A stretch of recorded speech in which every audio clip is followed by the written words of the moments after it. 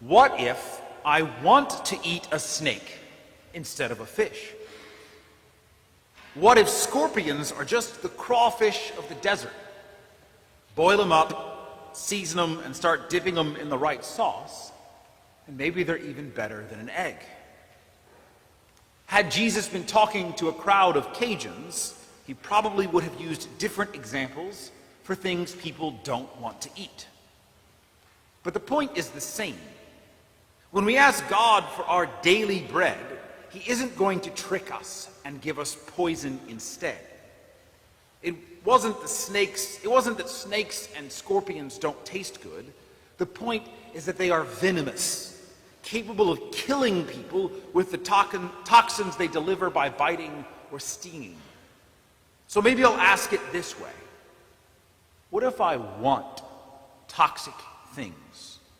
What if the things I ask from God are bad for me? Will he give them to me then? No. And that's one reason there are unanswered prayers. And this fact lurks behind the promise Jesus is making.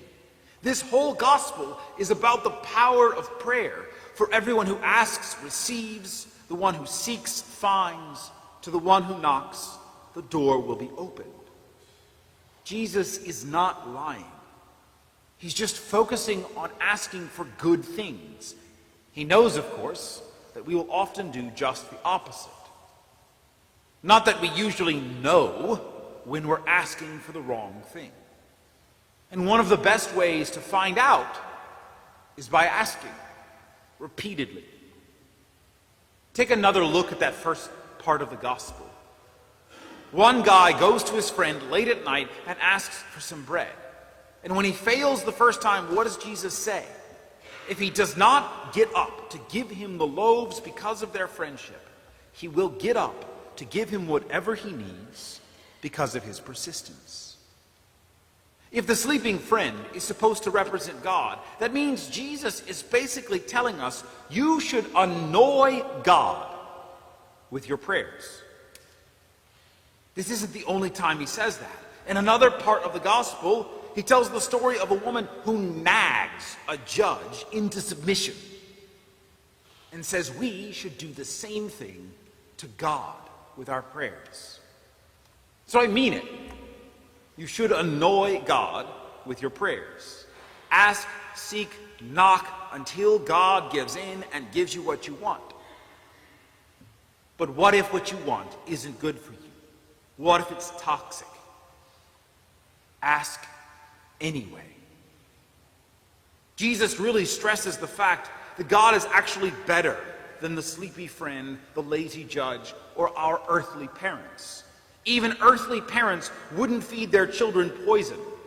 So how much more would God only give us what is good? So what's going on here? Jesus is making 2 points. First, we should trust that God is good. Secondly, because God is good, we should be persistent in prayer. And I'm adding a third point. When God doesn't answer a prayer, it is for our own good. Let me explain. When we really want something and ask God for it, there are 3 possible outcomes. First, we stop asking. Secondly, we get what we ask for.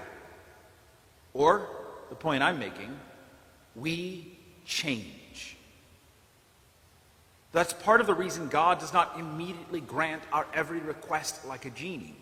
We think that what we want is good for us, but how often have we been wrong about that? How often have you begged and worked for something and you finally get it and you realize it's not that great?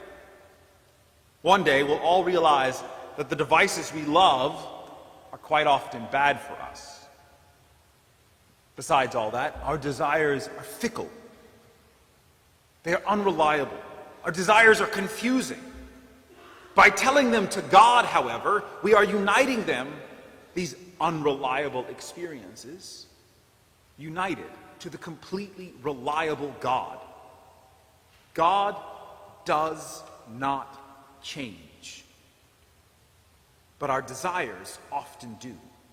And by giving our desires to God over and over and over and over again, it's like an ocean on the rocks, wearing them down, smoothing them out, changing them. Sometimes what we want actually is good, but that desire needs to grow. So God holds out to stretch us, to refine us, to teach us to persevere and take the correct actions to pursue what we want. If we give up, it means we didn't really want it. Great. We learn something about ourselves and keep going. And if we don't give up, God will shape the desire, increase it, and finally grant it in a way that's even better.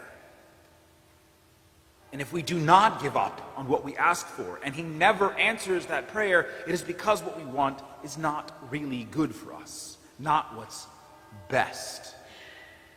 And by not giving us the wrong things, God teaches us how to ask for the right things. Sometimes the desire for wrong things goes away completely. Sometimes it doesn't go away, and we still don't get what we want. And by not giving us what we want, God teaches us to stop being controlled by our desires, to trust that what He gives is good. We are confusing creatures.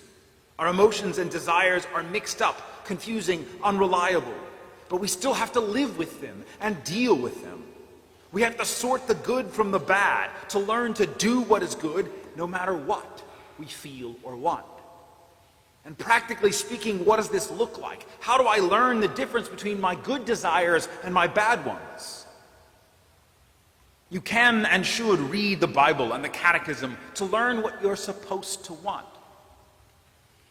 But there's only one way to really know the difference between good and bad desires. Give them to God. Ask Him for what you want. Keep asking, keep asking, keep asking. Ask, seek, knock. Either your desires will change to want something else, your circumstances will change to get you what you want, or you will change. In every case, God never changes. He is always good. God is always good. God is always good. I can say that 1,000 times, and maybe you'll believe me. But the best way to really learn that for yourself, keep asking. Keep asking.